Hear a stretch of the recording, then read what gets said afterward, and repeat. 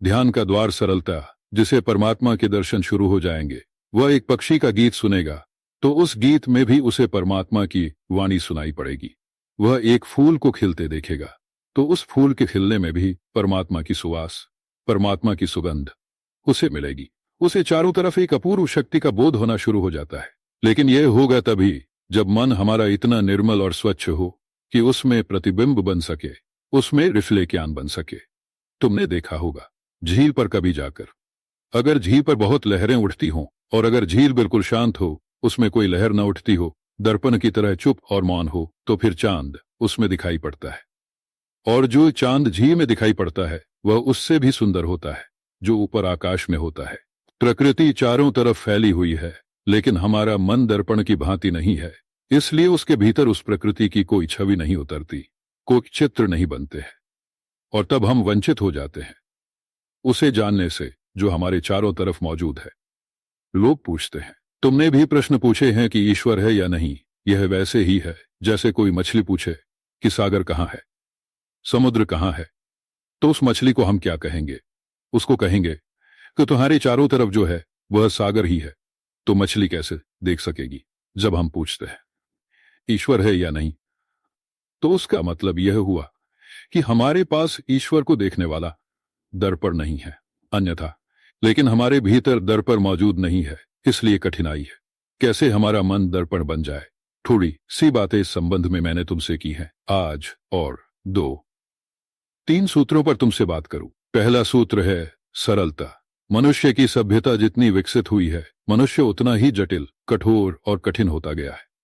Simplicity, सरलता जैसी कोई भी चीज उसके भीतर नहीं रह गई है। उसका मन अत्यंत कठोर और धीरे धीरे पत्थर की भांति, पाषाण की भांति सख्त होता गया है। और जितना हृदय पत्थर की भांति कठोर हो जाएगा, उतनी ही कठिन है बात, उतना ही जीवन में कुछ जानना कठिन है, मुश्किल है। सरल मन चाहिए। कैसे होगा? सरल मन चाहिए।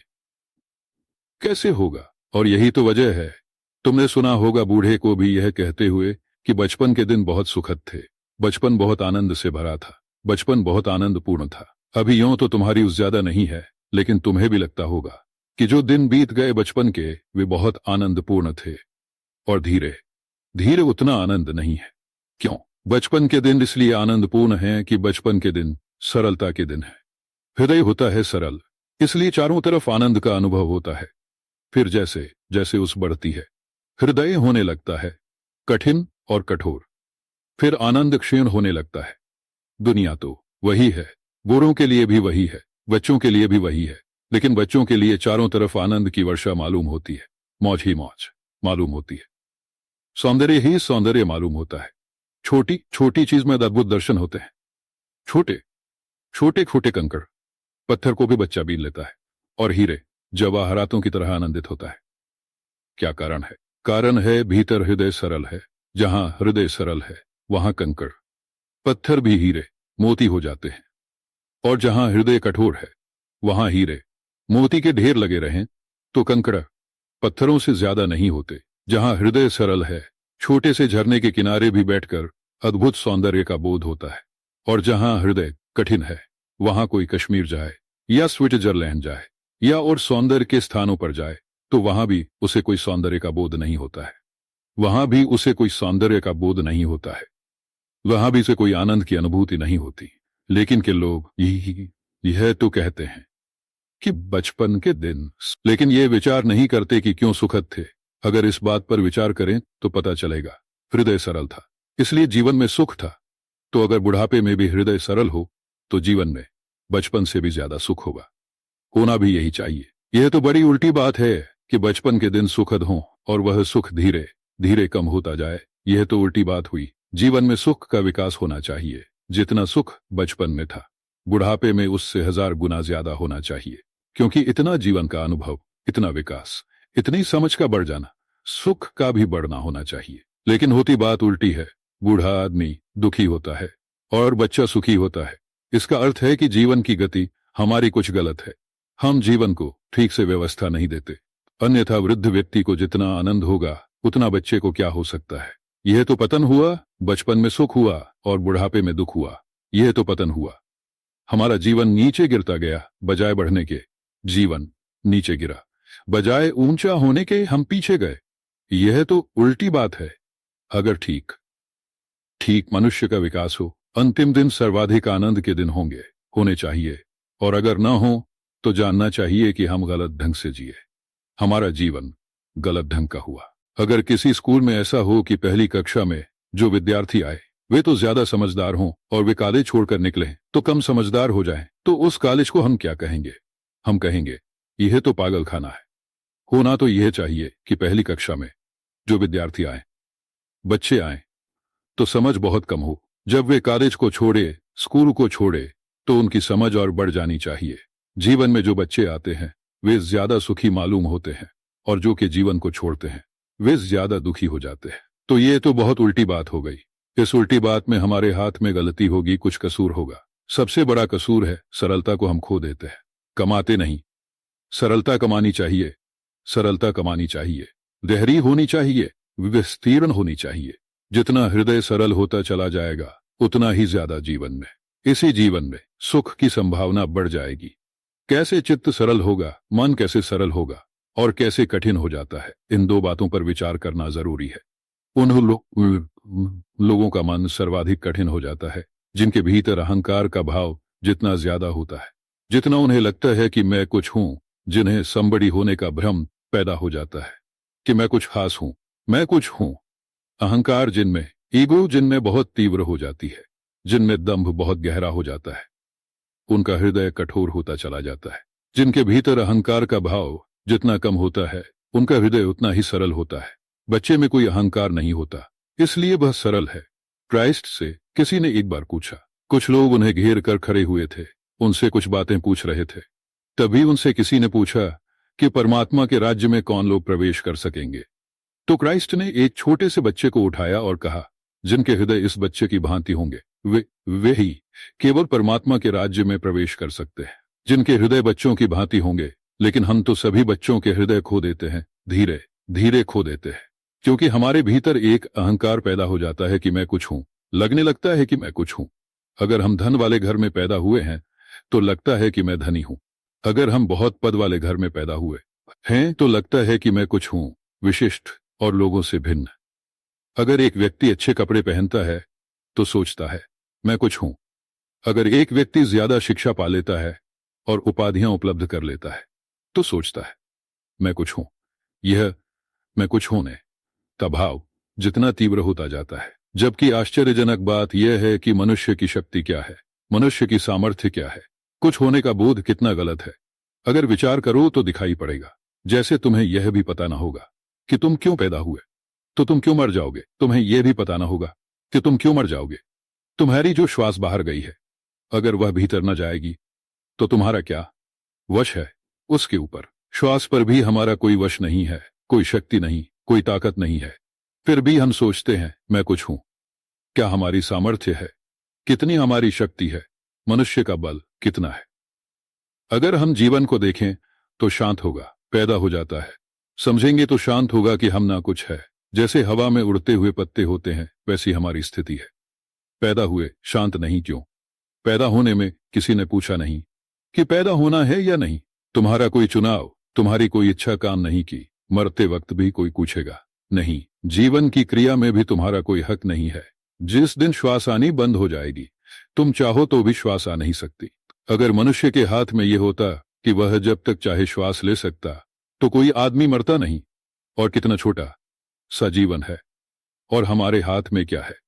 एक छोटी सी घटना कहूं, उससे मेरी बात समझ में आए कि हमारे हाथ में करीब बड़े से बड़ा धनी आदमी जिसके पास कितनी ही संपत्ति हो, जब मृत्यु उसके द्वार खड़ी हो जाती है तो उसे पता चलता है कि मेरी कोई ताकत नहीं। बड़े से बड़ा सम्राट जिसके पास बहुत शक्ति हो, जिसने दुनिया में ना मालूम कितने लोगों की हत्या की हो, जब मौत उसके द्वार खड़ी हो जाती है तो पाता है कि मैं कुछ भी नहीं हूं। अब तक किसी मनुष्य को भी इस वहम को कायम रखने का कोई कारण नहीं मिला कि उसकी कोई शक्ति है, कि वह कुछ है। एक घटना मैं तुम्हें, कई बहुत बड़े राजमहल के निकट कुछ थोड़े से बच्चे खेल रहे थे। एक बच्चे ने पत्थर की ढेरी में से एक पत्थर उठाया और राजमहल की खिड़की की तरफ फेंका। वह पत्थर अपने पत्थर की ढेरी से ऊपर उठा। बच्चे ने फेंका तो पत्थर ऊपर उठा। उस पत्थर ने नीचे जो पत्थर पड़े थे उनसे कहा कि मित्रों, इसलिए इस पत्थर की विशिष्टता को स्वीकार करने में अस्वीकार करने का कोई कारण भी न था। स्वीकार करना ही पड़ा। वह पत्थर ऊपर उठता गया। वह जाकर कांच की खिड़की से टकराया। महल के कांच टूटकर चकनाचूर हो गया।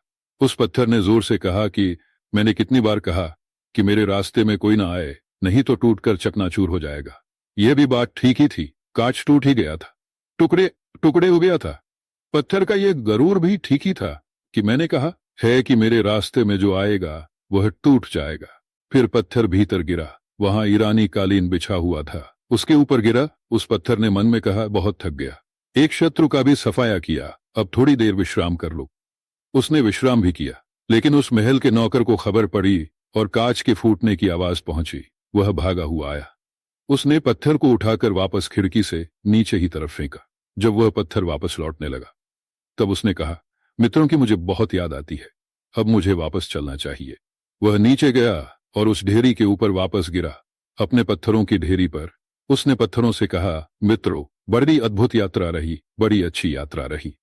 खाली पवित्रतम शुद्धतम व्यक्तित्व को जानकर ही व्यक्ति जीवन में आनंद को, अमृत को उपलब्ध हो सकता है। उसे हम जान लें, उसकी फिर कोई मृत्यु नहीं है, उसका फिर कोई अंत नहीं है, उसकी कोई समाप्ति नहीं है। उसे हम जान लें, उसके जानने के बाद कोई दुख नहीं है, कोई पीड़ा नहीं है, कोई अपमान नहीं है। उसे हम जान लें, फिर जीवन में कोई विषमता नहीं, समता है। फिर जीवन में कहना कठिन है, लेकिन उसे जानने के लिए सरल होना जरूरी है। और सरल होने के लिए जो जो झूठ हमने ओढ़ रखे हैं उन सबको विदा कर देना जरूरी है। जो अभिनय हमने ओढ़ रखे हैं वे सब समाप्त कर देने जरूरी है। झूठा व्यक्तित्व टूट जाए तो ही सत्य का अनुभव हो सकता है। और अगर यह बचपन से स्मृति हो, तुम खुद ख्याल करोगे कितनी बातें हम झूठी ओढ़े रखते हैं, कितनी बातें हम जैसा होते हैं वैसा हम कभी बताते नहीं, हम जैसे नहीं होते हैं वैसा हम बताने की कोशिश करते हैं। हम जितने सुंदर नहीं हैं उतने सुंदर दिखने की कोशिश करते हैं। हम जितने सच्चे नहीं हैं उतने सच्चे दिखने की कोशिश करते हैं। हम जितने ईमानदार नहीं हैं उतने ईमानदार दिखने की कोशिश करते हैं। हम जितने प्रेमपूर्ण नहीं हैं उतने प्रेमपूर्ण दिखने की कोशिश करते हैं। तब क्या होगा? तब इस कोशिश में झूठ धीरे धीरे हमारे चारों तरफ लिपटता चला जाएगा और हम जो नहीं हैं वही हमें ज्ञात होने लगेगा कि हम हैं। निरंतर के प्रयास से झूठ को ओढ़ने से ऐसा लगने लगेगा कि हम हैं, और तब भ्रांति हो जाएगी और तब भीतर पहुंचना कठिन हो जाएगा। अगर छोटी उससे ही यह बोध रहे कि मैं जो हूं उससे भिन्न न मुझे दिखाई पड़ना चाहिए, न मुझे कोशिश करनी चाहिए। जो भी सीधा सच्चा मेरा व्यक्तित्व है वही जगत जाने, वही दुनिया जाने, वही उचित है। और मैं तो कम से कम जानूं ही कि मैं कौन हूं। और अगर धीरे धीरे इसका साहस बढ़ता चला जाए तो झूठे व्यक्तित्वों का, फॉल्स पर्सनालिटीज का तुम्हारे ऊपर प्रभाव नहीं होगा। तुम्हारा कोई व्यक्तित्व झूठा खड़ा नहीं होगा। धीरे धीरे धीरे तुम्हारे जीवन में सरलता घनी होती जाएगी और जैसे जैसे उस बढ़ेगी वैसे वैसे और एक क्षण आएगा जीवन में जब तुम्हारा हृदय इतना निर्मल होगा, इतना सरल और सीधा होगा, उसमें कोई कठोरता, उसमें कोई कृत्रिमता, उसमें कोई झूठ न होने से वह इतना निर्दोष होगा जैसे पानी का झरना होता है, जिसमें कोई कचरा नहीं है, जिसमें कोई धूली नहीं है, जिसमें कोई गंदगी नहीं है, जिसमें कोई मिट्टी नहीं है। जैसे झरने के, निर्दोष झरने के नीचे के कंकड़ पत्थर तक दिखाई पड़ते हैं, नीचे की रेत भी दिखाई पड़ती है, ठीक वैसे ही जब मनुष्य इतना झरने की भांति सरल होता है, सीधा होता है, स्पष्ट होता है, साफ होता है, तो उस मन के भीतर जो आत्मा छिपी है उसकी अनुभूति शुरू होती है। और आत्मा की अनुभूति हो तो परमात्मा की खबर मिलनी शुरू हो जाती है। जो अपने ही भीतर के सत्य को नहीं जानता वह सारे जगत में छिपे हुए सत्य को कैसे जानेगा? पहला द्वार खुद के भीतर जाकर स्वयं को जानने का है, और खुद के भीतर वही जा सकता है जो अपने जीवन में झूठ और असत्य ना ओढ़े हो। लेकिन सारे लोग ओढ़े हुए हैं।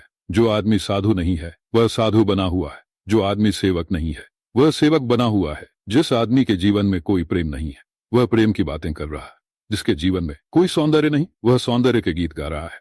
तो फिर तो जीवन विकृत हो जाएगा, दूर हो जाएगा सत्य से, और जितना ही दूर होता जाएगा उतनी कठिनाई होती जाएगी। और हम सब धोखा देने को अति उत्सुक है, दूसरों को ही नहीं अपने को भी धोखा देने को उत्सुक है। दूसरों को धोखा देना उतना खतरनाक नहीं है जितना अपने को धोखा देना। मैंने सुना है कि लंदन में कोई 100 वर्ष पहले शेक्सपियर का कोई नाटक चल रहा था। वहां का जो सबसे बड़ा धर्म पुरोहित था, धर्मगुरु था, जो सबसे बड़ा बिशप था लंदन का, वह भी देखना चाहता था उस नाटक को। लेकिन सन्यासी, साधु, धर्मगुरु नाटक देखने नहीं जाते। और अगर वे मिल जाएं सिनेमागृह में तो तुमको भी हैरानी होगी, और वे तो परेशान हो ही जाएंगे। नाटक देखने वे नहीं जाते क्योंकि जीवन में जहां भी सुख है, रस है, वे सबके विरोधी हैं। तो उस धर्मगुरु के मन में इच्छा तो बहुत थी कि नाटक देखूं।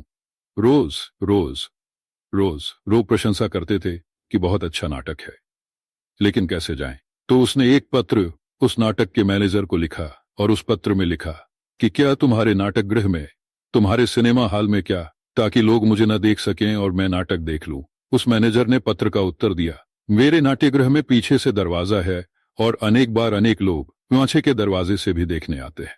ऐसे अनेक लोग आते हैं देखने जो चाहते हैं कि वे तो नाटक देखें, लेकिन जहां तक आपका संबंध है, यह निवेदन कर देना चाहता हूं, ऐसा दरवाजा तो है जो पीछे है, लेकिन ऐसा कोई भी दरवाजा इस भवन में नहीं है जिसको परमात्मा न देखता हो। लिखा, ऐसा कोई भी दरवाजा हमारे भवन में नहीं है जिसको परमात्मा न देखता हो। मनुष्यों की आंख से छिपाना तो संभव हो जाएगा, लेकिन परमात्मा की आंख से और खुद की आंख से और खुद की आंख से छिपाना कैसे संभव होगा? हम खुद की आंख से अगर बहुत सी बातें छिपाते चले जाएं, तो फिर खुद को नहीं जान सकते। खुद की आंख से कोई बात नहीं छिपानी चाहिए। साहस के साथ हम जैसे हैं, जैसे भी बुरे और भले, स्वयं को वैसा ही। जब तुम अपनी सीधी सीधी सच्चाई से परिचित हो जाओगे, जब तुम अपने सीधे सीधे व्यक्तित्व को जानोगे, तो तुम्हारे जीवन में एक क्रांति हो जाएगी। क्यों? क्योंकि अगर कोई व्यक्ति स्वयं को स्पष्ट रूप से देखे, तो उसमें जो भी गलतियां हैं उनका टिकना असंभव है। वे गलतियां इसलिए टिकती हैं कि हम उन्हें छिपा लेते हैं। कोई आदमी गलत नहीं हो सकता है अगर वह अपने को सीधा और स्पष्ट देखने का साहस जुटा ले। अगर तुम्हें स्पष्ट दिखाई पड़े कि तुम्हारे भीतर झूठ है और तुम अच्छी बातों से उसे न छिपाओ, तो झूठ के साथ बहुत दिन जीना असंभव है। वैसे ही जैसे तुम्हें दिखाई पड़े कि तुम्हारे पैर में फोड़ा है और तुम बिना इलाज के जीना चाहो, या तुम्हें जैसे दिखाई पड़ जाए, तुम्हें पता चल जाए कि तुम्हारे फेफड़े खराब हो गए हैं, क्षय रोग हो गया है, टीबी,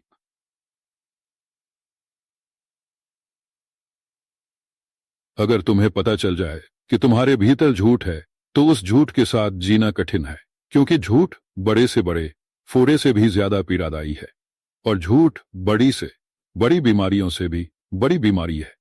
एक बार तुम्हें स्पष्ट रूप से अपने पूरे व्यक्तित्व का बोध होना चाहिए कि मेरे भीतर क्या है और क्या नहीं है। निरीक्षण तभी सफल होगा जब तुम अपने को धोखा देने के लिए निरंतर श्रम न करो। अगर तुम निरंतर अपने को धोखा देने में लगे रहो तो बहुत कठिनाई है। एक फकीर हुआ गुरजीएफ एक गांव से निकलता था। कुछ लोगों ने उसे गालियां, अभद्र बातें कहीं। उसने उनकी सारी बातें सुनी और उनसे कहा कि मैं कल आकर उत्तर दूंगा। वे लोग बहुत हैरान हुए क्योंकि कोई गालियों का उत्तर कल नहीं देता। अगर मैं तुम्हें गाली दूर तो तुम अभी कुछ करोगे, अगर तुम्हारा कोई अपमान करे तो तुम उसी वक्त कुछ करोगे।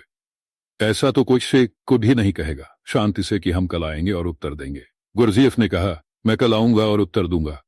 उन लोगों ने कहा, यह तो बड़ी अजीब बात है, हमने कभी सुनी भी नहीं आज तक, कुछ तो करो, हमने इतना अपमान किया। उसने कहा, और अगर वे मुझ में हैं तब मैं कल तुम्हें धन्यवाद दूंगा, क्योंकि तुमने अच्छा मेरे ऊपर उपकार किया, मेरे ऊपर कृपा की। और अगर वे मुझ में नहीं हैं तो मैं निवेदन कर जाऊंगा कि तुम और सोचना, वे बुराइयां मैंने अपने में नहीं पाई। झगड़े का इसमें कोई कारण नहीं है। ठीक स्थिति में मैं तुम्हें कि तुमने की जो काम मुझे खुद करना चाहिए वह तुमने कर दिया तो तुम मेरे धन्यवाद दे दूंगा, मुझ पर कृपा, मित्र हो। और दूसरी स्थिति में मैं कह जाऊंगा कि यह मैंने खोजा, मेरे भीतर वे बुराइयां नहीं दिखी जो तुमने बताई, तो तुम और विचार करना, इसमें कोई झगड़े का कारण नहीं है। वह दूसरे दिन आया और उसने कहा कि तुमने जो बातें कही वे मेरे भीतर हैं, इसलिए मैं धन्यवाद देता हूं। और भी तुम्हें कोई बुराई मुझ में दिखाई पड़े तो संकोच मत करना, मुझे रोकना और बता देना। ऐसा व्यक्ति होना चाहिए, ऐसा हमारा चिंतन होना चाहिए, ऐसी हमारी दृष्टि होनी चाहिए। और ऐसा आदमी बहुत दिन तक बुराइयों में नहीं रह सकता, उसका जीवन तो बदल जाएगा। और इतनी सरलता होनी चाहिए।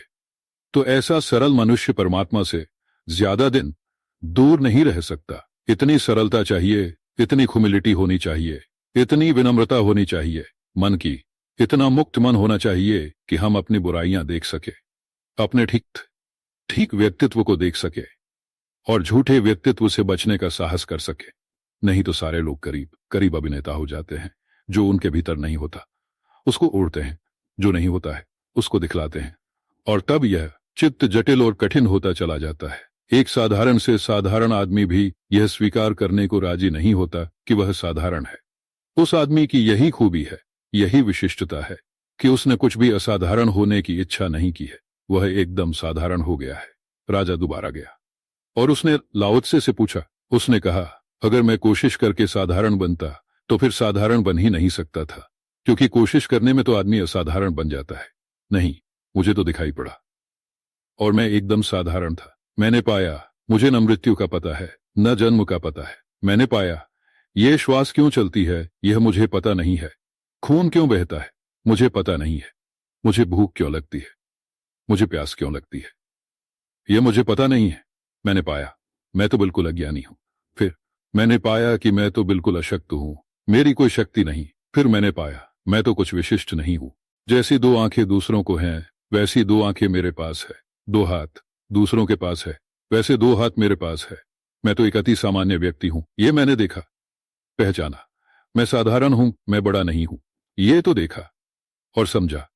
और मैंने पाया बड़े दरख्त काटे जा रहे थे, ऊंचे ऊंचे दरख्त काटे जा रहे थे। सारा जंगल कट रहा था।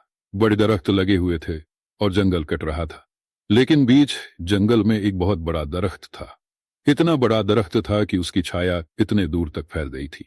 वह इतना पुराना था और प्राचीन मालूम होता था कि उसके नीचे 1000 बैलगाड़ियां विश्राम कर सकती थी, इतनी उसकी छाया थी। तो मैंने अपने मित्रों से कहा कि जाओ और पूछो कि इस दरख्त को कोई क्यों नहीं काटता है।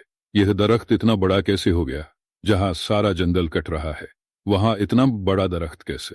जहां सब दरख्त ठूंठ रह गए हैं। दिया तो मेरे मित्र और मैं वहां गए और मैंने वृद्ध बढ़ियों से पूछा जो लकड़ियां काटते थे कि यह दरख्त इतना बड़ा कैसे हो गया। उन्होंने कहा, यह दरख्त बड़ा अजीब है, यह दरख्त बड़ा अजीब है। इसके पत्ते कोई जानवर नहीं खाते, इसकी लकड़ियों को जलाया नहीं जा सकता, वे धुआं करती है। इसकी लकड़ियां बिल्कुल फ्री टेढ़ी हैं, इनको काटकर फर्नीचर नहीं बनाया जा सकता, द्वार दरवाजे नहीं बनाए जा सकते। दरख्त बिल्कुल बेकार है, बिल्कुल साधारण है, इसलिए इसको कोई काटता नहीं। लेकिन जो दरख्त सीधा है और ऊंचा गया है उसे जाता है, उसके खंभे बनाए जाते हैं।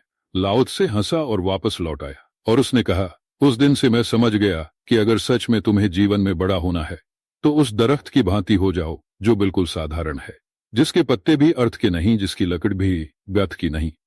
तो उस दिन से मैं वैसा दरख्त हो गया, बेकार। मैंने फिर सारी महत्वाकांक्षा छोड़ दी, बड़ा होने की, ऊंचा होने की, असाधारण होने की सारी दौड़ छोड़ दी, क्योंकि मैंने पाया कि जो ऊंचा होना चाहेगा वह काटा जाएगा। मैंने पाया कि जो बड़ा होना चाहेगा वह काट कर छोटा कर दिया जाएगा। मैंने पाया है कि प्रतियोगिता में, प्रतिस्पर्धा में, महत्वाकांक्षा में सिवाय मृत्यु के और कुछ भी नहीं है। और तब मैं अति साधारण जैसा मैं था, न कुछ, चुपचाप वैसे ही बैठा रहा। और जिस दिन मैंने सारी दौड़ छोड़ दी उसी दिन मैंने पाया कि मेरे भीतर परमात्मा के अनुभव की शुरुआत हो गई है। जो व्यक्ति साधारण से साधारण और सरल से सरल होने को राजी हो जाता है, सत्य खुद उसके द्वार आ जाता है। और जो व्यक्ति असाधारण होने की, विशिष्ट होने की, बड़ा होने की, महत्वाकांक्षी होने की, अहंकार तृप्त करने की दौड़ में पड़ जाता है, उसके जीवन में असत्य घना से घना होता जाता है और सत्य से उसके संबंध सदा के लिए अंततः उसके पास झूठ का एक ढेर रह जाता है और सत्य की कोई भी किरण नहीं। लेकिन जो सरल हो जाता है, सीधा, साधारण, सामान्य, उसके जीवन में झूठ की कोई गुंजाइश नहीं रह जाती। उसके जीवन में सत्य की किरण का जन्म होता है और सारा अंधकार समाप्त हो जाता है। ये थोड़ी कहीं सरलता के लिए इन पर विचार करना, इन पर सोचना, अपने जीवन में निरीक्षण करना। और अगर सरलता का मार्ग तुमने जीवन में चुना और स्मरण पूर्वक रोज सरल से सरल होते गए, तो तुम पाओगे कि बचपन में जो आनंद था उससे बहुत बड़ा आनंद निरंतर बढ़ता जाएगा। और बुढ़ापा तुम्हारा एक अद्भुत गौरव की भांति होगा, जिसमें आनंद की पूरी छाया, जिसमें आनंद की पूरी अनुभूति, जिसमें एक आंतरिक सौंदर्य, सत्य का एक बल और जिसमें आंतरिक रूप से अमृत का अनुभव, उसका अनुभव जिसकी कोई मृत्यु नहीं होती है, उपलब्ध होता है। इन पर तुम विचार करना इन पर तुम सोचना और अपने जीवन से तौलना कि तुम्हारे जीवन की दिशा क्या है। स्मरण रहे, जो व्यक्ति भी परमात्मा की दिशा के प्रतिकूल जाता है वह अपने ही हाथों अपने को नष्ट कर लेता है, और जो व्यक्ति परमात्मा की दिशा में चरण उठाता है वह धीरे धीरे विकसित होता है। उसके भीतर अनुभूतियां घनी होती हैं, उसके जीवन में अर्थ आता है, उसके जीवन में बहुत आंतरिक संपदा आती है, और अंततः उसे कृतार्थता और धन्यता का अनुभव होता है। इन बातों को इतने प्रेम और शांति से तुम सुनते रहे हो, उसके लिए बहुत बहुत धन्यवाद। अगर आपको यह वीडियो पसंद आई तो इसे लाइक करें, अपने दोस्तों के साथ शेयर करें, और हमारे चैनल को सब्सक्राइब करना ना भूलें। मिलते हैं अगले वीडियो में एक और प्रेरणादायक कहानी के साथ। धन्यवाद।